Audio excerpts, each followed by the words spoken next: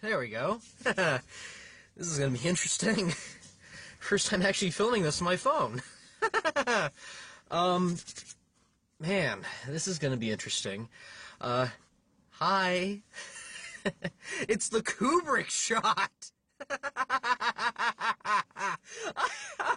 I'm so happy. They made a good monster movie. Not a great monster movie.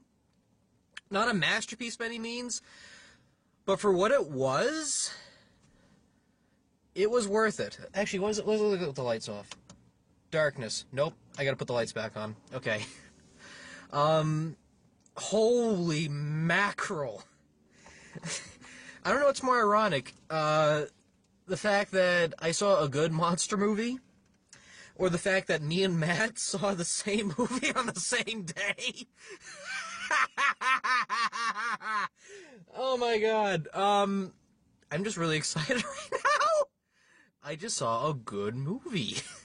Hi, I'm out of hibernation.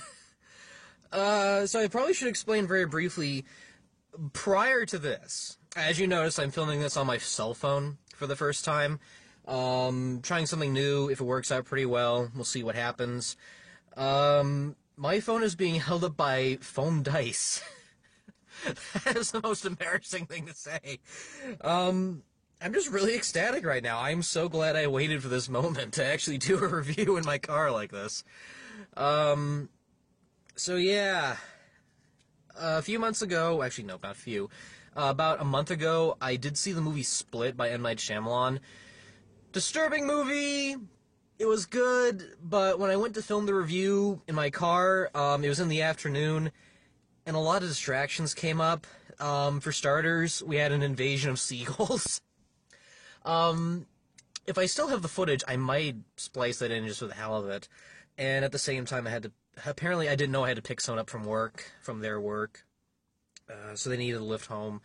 And I was just like, you know what, screw it. I'm not going to talk about Split because the feeling is gone. But Kong Skull Island, no. Lord, no, I want to talk about this movie. I feel like that guy in the pre-Mystery Science Theater 3000 years. For those that don't know, in the early seasons of Mystery Science Theater 3000, the KTMA era, they had a phone line set up for people to call in, and like an answering machine just to hear like fans' reactions. And the first fan they had was someone who, I'm not kidding here, panted and yelled into the phone. Great stuff! More! Give me more! I want more! This is what I felt like coming out of this movie. I had a great time, I had a blast, and when it was over, I literally shouted more at the screen. Happy Morgan is a good Morgan. Okay, so this is Kong Skull Island, and I was worried at first because I love King Kong. There is yet to be a Kong movie I don't like. With the exception of King Kong Lives, which is incredibly stupid and hard to accept. But it's a King Kong movie. What do you expect from something about a giant ape that goes to New York City? Let me lay it out like this. The 1933 movie, classic. I've yet to see Son of Kong, though I want to. Mighty Joe Young, that's a great one. It trumps the original King Kong in a way. Then you have the 76 remake with Jeff Bridges, Charles Grodin, Jessica Lange. It's a good one. It's a nice change of pace. Some of the alterizations bug me just a hair, but for the time it's made and the stuff they do, it ain't half bad. I actually don't mind watching that once in a while. Then, of course, King Kong Lives, which doesn't exist in my opinion. It's stupid. They want to revive King Kong, they want to revive Kong, and they give him a heart transplant, and they find this female version of Kong somewhere in the part of the world, and it's like, oh, we need a blood transfusion. How convenient, we found a Lady Kong. Stupid movie. And then, of course, there was the Peter Jackson version, which came out in 2005, which I surprisingly don't mind that much. I actually don't mind that one. I actually do like that one. Does it have problems? Yes. Does it go on for too long? Yeah. But you know what? I like it. I like it in any form. It's, yeah, even if it does go on for too long, there is some stuff I do like about it, because it feels more like a fan film with an expensive budget than an actual straightforward movie. But for what it is, Jackson's take is pretty good. And it's ironic because originally that movie was supposed to be done in 1996. And the original script he made was supposed to be like a very Indiana Jones kind of adventure in a sense, with like ruins and all that sort of stuff. And that version didn't get made for budgetary reasons, and Jackson was new in the American cinema business. Somehow, I feel like they took the script for that movie, dusted it off, and said, we're gonna make this a Vietnam War movie with giant monsters.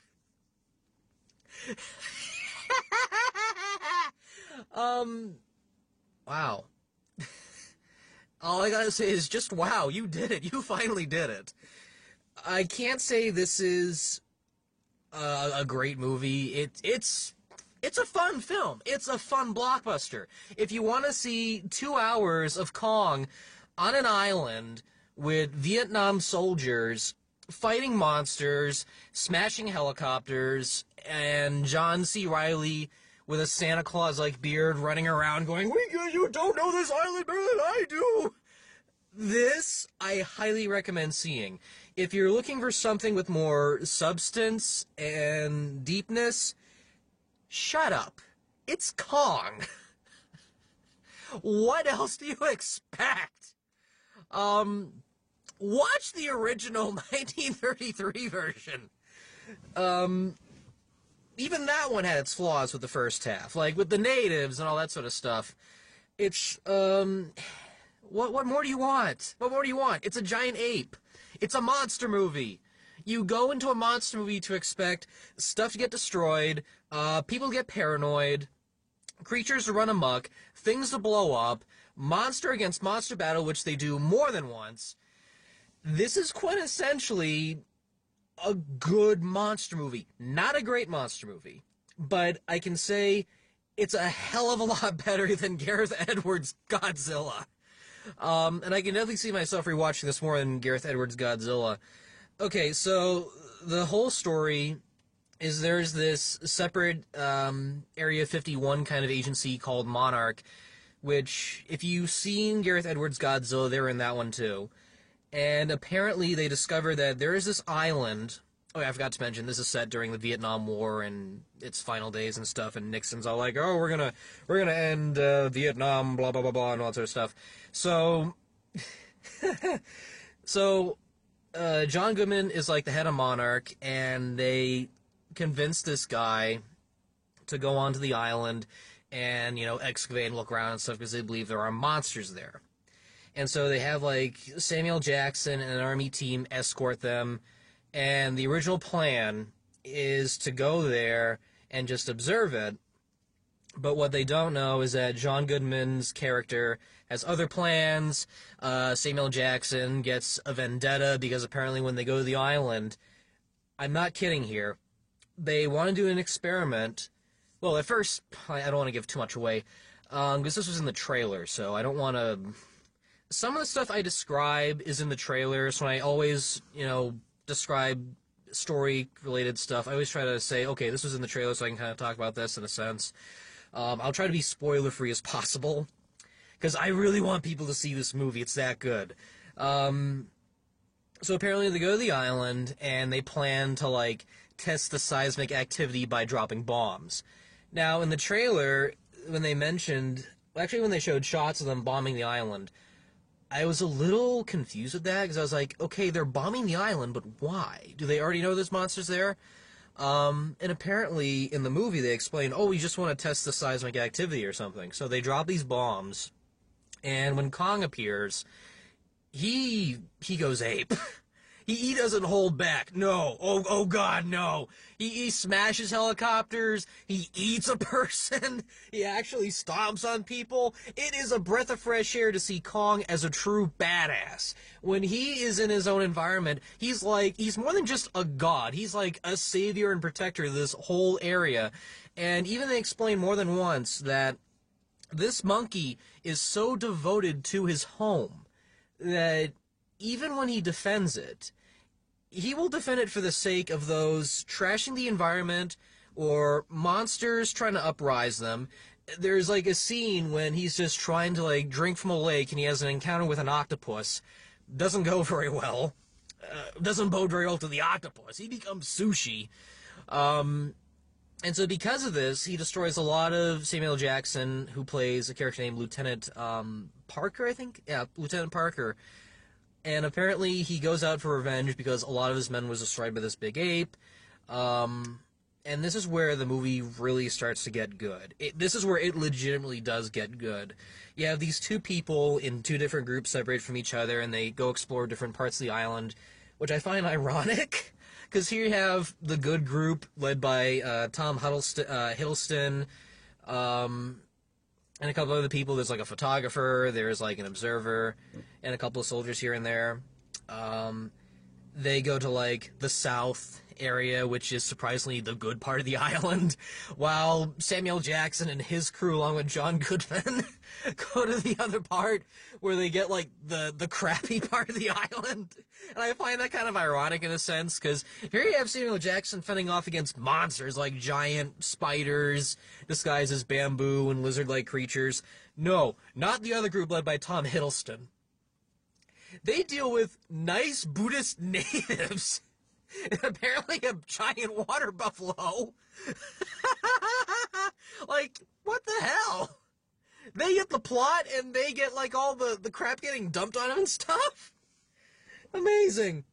And then when they go to like the natives, who are pretty much these Buddhist monk-like people, which are actually pretty cool to be honest. I'm surprised they didn't do it in a way that is questionably off tone. Because if you remember with the previous King Kong movies, they would often with the natives, they would either make them way too goofy, really ridiculous, or they would make them like brutal in any sense. And I think here they went in a different direction that is interesting. But in the sense, you kind of want to know a little more about the culture. They have, like, all these weird symbols and stuff tattooed on them and all that. It's something that looks nice, but at the same time, it's like, yeah, this is a very cool-looking tribe. But at the same time, it's like, I kind of wish there was more of them. Like, I'm really glad that they went in a different direction, made them more, like, a very peaceful kind of people. Because in the previous Kong films, they were either, like, stuck to these weird tribal rituals, or they were just very backwater insane. Here they take it in a different direction, in the case where Kong is like a protector to them. And that's kind of interesting. The way they do that is pretty unique. And apparently John C. Reilly's character is this lieutenant who used to be in World War II. And so now he's grown a beard and he's like possibly crazy and stuff, even though he's been on an island for years. You'd expect someone like that to be like that. And he's been on this island for a long time, and apparently he gets along with the natives surprisingly. I like how when he communicates with the natives, they just sort of look at each other telepathically. Like he knows what they're thinking and stuff. I thought that was an interesting touch. I can just imagine like the Robot Chicken sketches out of that one, just like them sending telepathic images and stuff. No, they don't mean it that way. They mean it like this way. And then they, in their mind, like, you are lying to them. Yeah, some of those scenes are pretty nice. They could have been a little longer, though. But no, with John C. Reilly's character, apparently he was a pilot in World War II, and his plane gets shot down. And so he's stuck on this island for a lot of years, and he has some resource and research on what's good and what's bad, and kind of like the background history. I thought that was kind of interesting. And he has like this whole makeshift boat made out of his airplane, which is kind of cool. It's pretty much an excuse just to make the Jungle Cruise movie Disney will never make, which is essentially what it feels like at some point. So you have all these good things plugging into it, and it's just a really cool looking movie. If there's any problem I have with it, there's a lack of substance. They try to shoehorn this whole, like, Vietnam subtext to it. But when you have people going up against giant monsters, when you have a big ape fighting monsters, you don't care. It's not that kind of movie. It's not supposed to be, like, a metaphor for, like, the atomic bomb or anything like that. Yeah, there's a couple of, like, weird war metaphors and stuff. But, you know what? I'm a sucker for jungle adventure movies. Jungle adventure movies are like my ultimate guilty pleasure. I love stuff like Congo. Even though Legend of Tarzan sucked, there was at least some things I did like about it. Even though I think Greystoke Lord of the Apes is the better movie in comparison. Even things like... Oh, what's another one? Stuff like Journey to the Mysterious Island. Like, just people going into, like, a different woodland kind of area with all these weird creatures and bizarre stuff, where it's very Amazonian, Congo-like. I am a huge, dead sucker for movies like that. I love that. The exploration, the jungle, like, a Jungle Book, that's another one, Jungle Book. Just going into, like, this whole new territorial world. I love those kind of movies. I'm surprised they don't make any more like, any more stuff like that. And King Kong, the original, owes a great debt to those kind of movies. Because they're just straightforward fun movies. You don't care. You like these characters going into this, alien hostile environment that's brutal and beastly. And there's, like, stuff like, tigers and lions. Anaconda, that's another one, Anaconda. I love those kind of movies because they're so simplistic. It's these group of characters going in, exploring around and stuff. And I definitely got my kicks with this one. To describe this one in a nutshell, it's kind of like Apocalypse Now meets Aliens.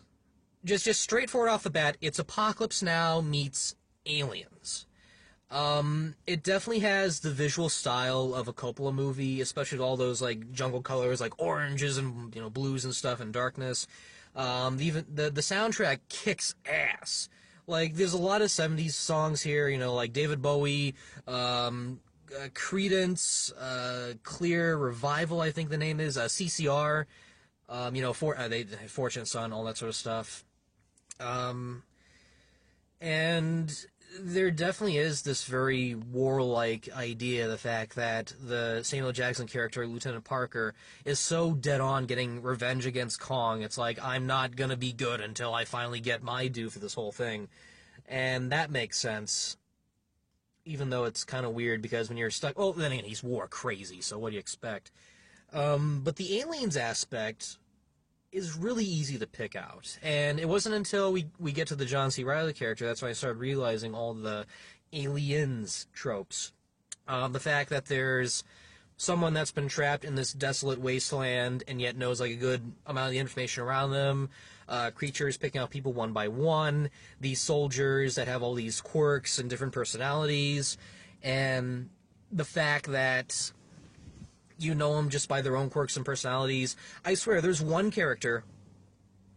Excuse me. There's one character who really acts like... is it Hicks? Hicks?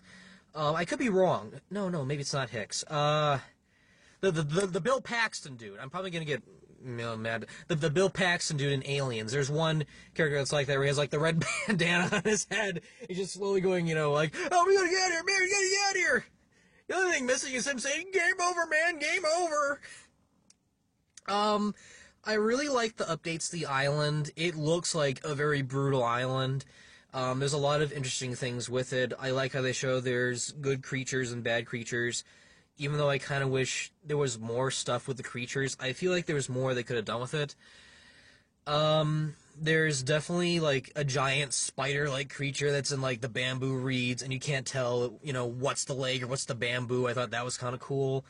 There's these other monsters, which John C. Reilly's character calls them skull crushers, which are these two-legged lizard-like freaks that they're pretty much a Cubone mixed with a Gila monster.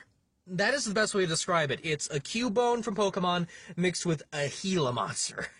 And the stuff they do with that is actually pretty cool. Kong fights them a couple of times here and there, and that's nice to watch. It just... Go see the movie. Why am I talking about this? Go see it. That should be the review in a nutshell. Just Kong, Skull Island, go see it. When you say the title of this film, what do you expect? People on an island, Kong fighting beasts to protect himself and the people around him, a lot of cool explosions and stuff. What more do you want from me? What more do you want from me? It's a good movie!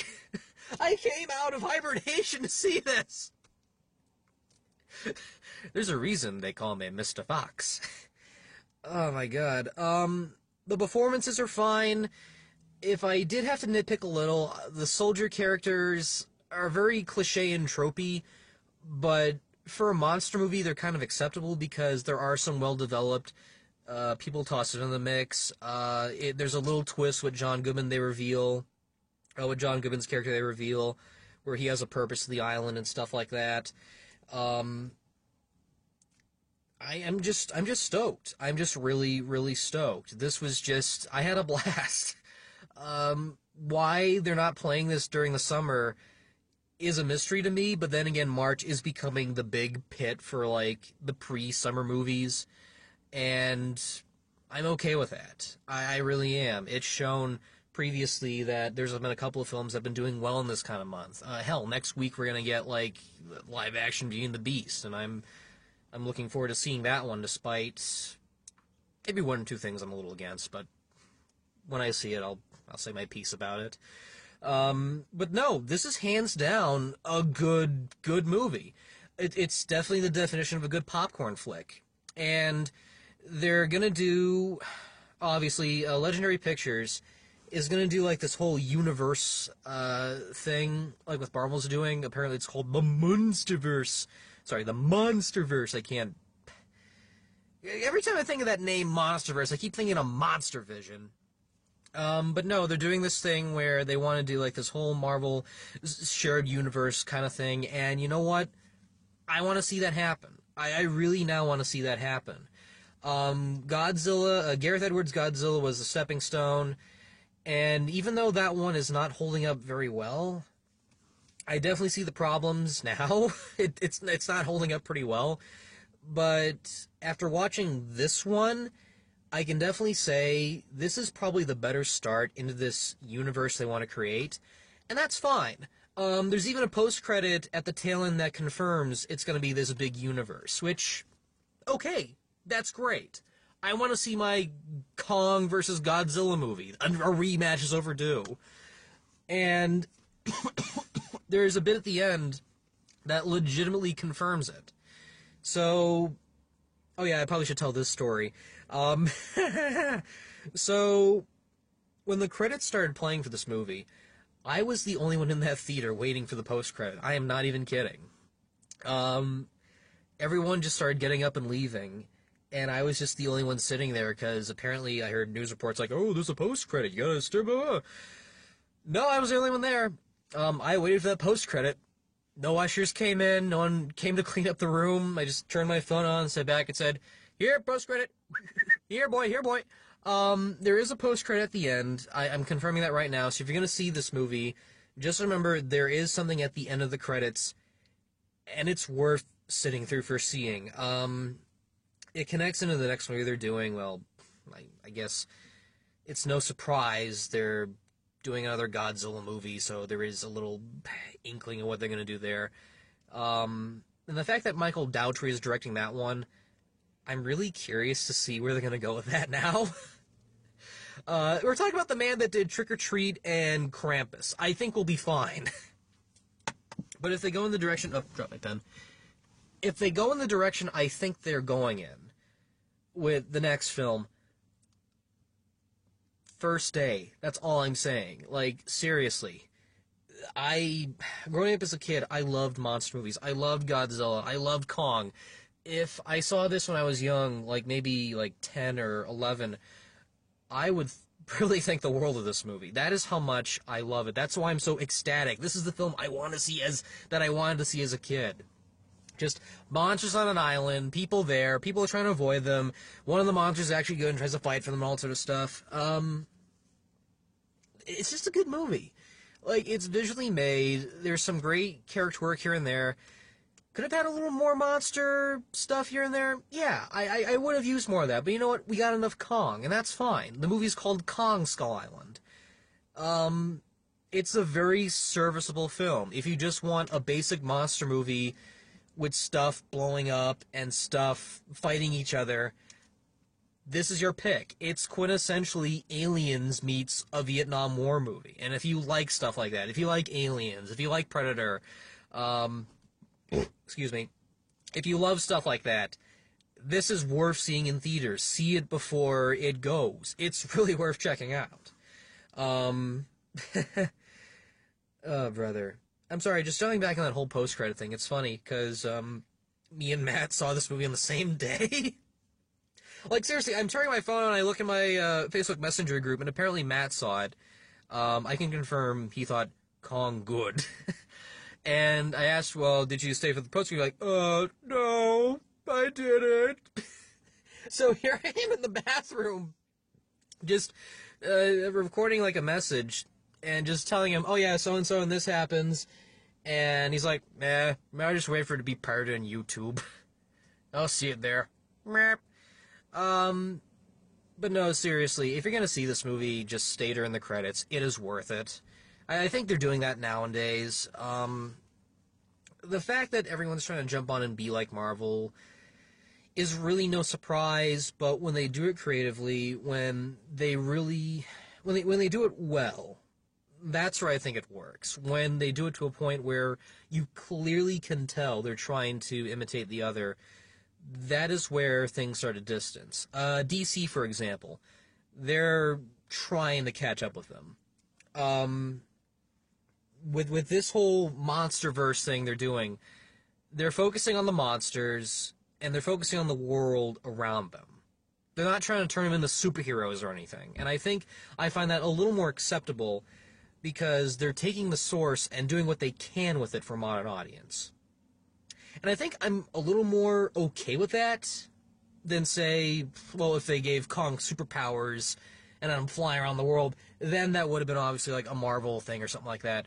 No, they're taking what was acceptable to the source and just flying with it. But they're doing their own thing, and that's fine. So, yeah, those are really just my final thoughts.